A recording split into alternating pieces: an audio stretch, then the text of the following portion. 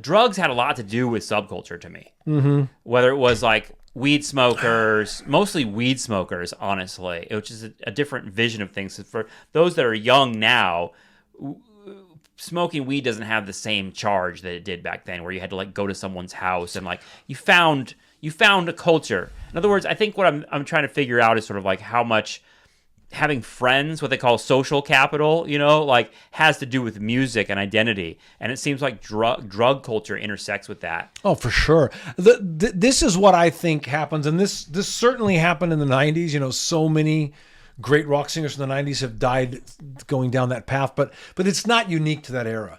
Right. That I believe that there's the first aspect of that is, and my background, and for people watching, I was addicted to heroin and crack cocaine in the 90s. Do you have any with you now? As a matter of fact, it's from the 90s. I keep it as my lucky heroin bag. Yeah. By the way, one of the funniest things I've ever heard, there was a punk rock band, and it was called Leftover Crack.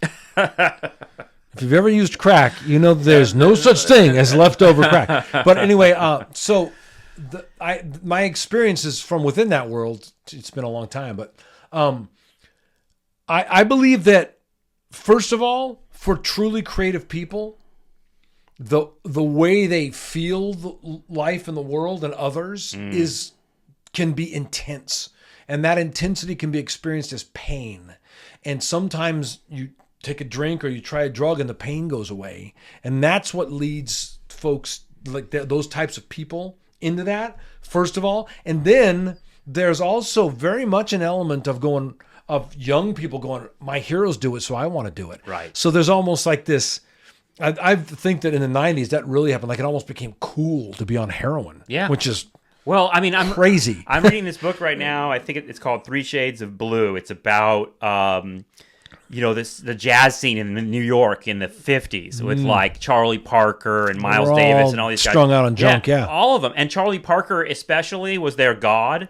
And he was this guy that was just like, could go to the bathroom and inject himself with heroin and then come on stage and like blow the saxophone like no one had ever heard. And it was actually a curse for other players because they looked at him and they're like, well, if he could do it, I could too. Thinking it was the heroin that gave him the ability. Right. Nope. Yeah. Not the heroin. Well, he was dead at 34 years old. And that was that. What happens, for all you kids out there watching, all that happens is that the drug sedates the critical thinking aspect of your mind. And so what's there behind it is able to be released. Right. The inner critic is shut up. Right. The voice just says, I can't, that's not cool. Just shuts up. I mean, I have a plastic container full of journals of lyrics. That was what I used to do. I used to get high and write. And there was nothing in me saying, oh, you can't do that, stupid. And so you had the energy to do that. A lot of people I feel like just nod off. And I had to clean a lot of puke off the pages, but I wasn't gaining something from the drug that made me creative. I was accessing a creative part of my brain, and you could do the same thing with meditation or with breathing, But I was George Harrison who looms over. Look, he's giving me the thumbs up about it over there. George Harrison's whole thing was that let's drop the drugs and find natural ways to get to nirvana. But that's we will get to nirvana. Right. But that's the ridiculous misconception, and I think that was really happening in the early 90s.